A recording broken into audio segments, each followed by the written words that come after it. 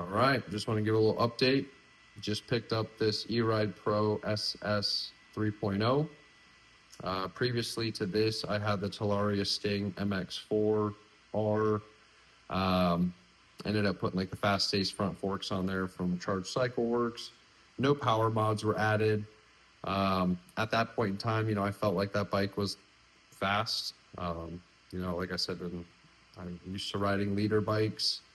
So with that being said, it felt fun, but after riding this is a whole new world. For example, the Talaria is making about 8 kilowatts peak power. This is making just a smidge, I believe, under 16 kilowatts of peak power. So roughly about, double the power, if you will. Obviously, I love that you do get the thicker brake rotors. Get the .4 brakes. That's a big improvement. Obviously, just the power itself is a lot greater than the Talaria Sting. We'll see how the belt drive goes. Supposedly on this new one, it's supposed to be beefier. It's supposed to be wider, and as well, that sprocket is hollowed out, so that if rocks and debris get in there, it falls down, doesn't chew up the belt. Obviously, the beefier chain, nice upgrade there. And then additionally, the wider foot pegs, which, I'm used to the thinner ones, so I kind of prefer those, but whatever, not a big deal. Obviously, Fast Ace suspension. Charging right now, but get you the better seals. That's what's really most important, because the old ones are so prone to leaking.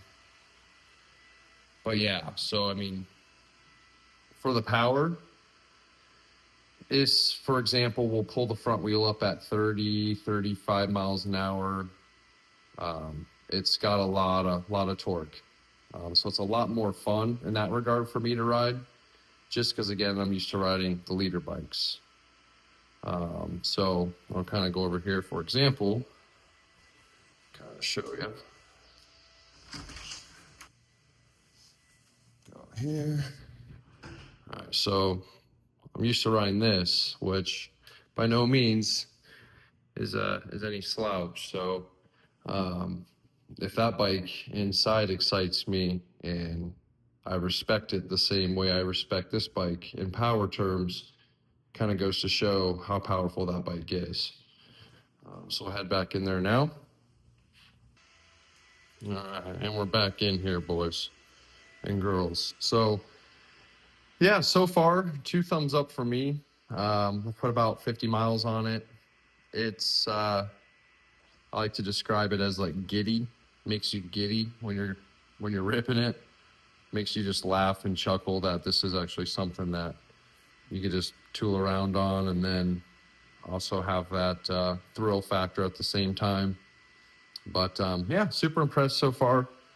Give you guys some more updates as we go. But yeah, ERide Pro SS 3.0. Let's kind of see again over time how she holds up compared to the Talaria Sting RMX4.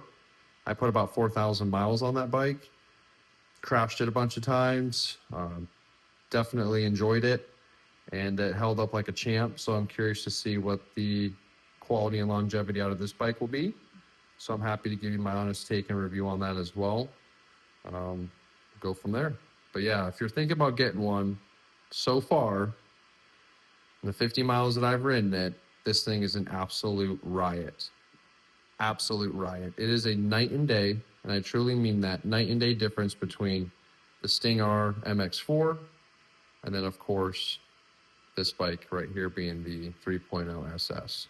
So for the price difference, I know the Sting R dropped quite a bit, but what I paid for mine back in the day, I think it was like when it first came out, like 4,200, 4,300, somewhere around there. And I picked this up for 4,800 from the dealer, cash. And yeah, so you can kind of see they've come a long way, and prices are starting to slowly drop down, which is nice as well. But hope you guys enjoy the video. Any questions you have, comments, concern, let me know. And happy to help any way I can. Latest.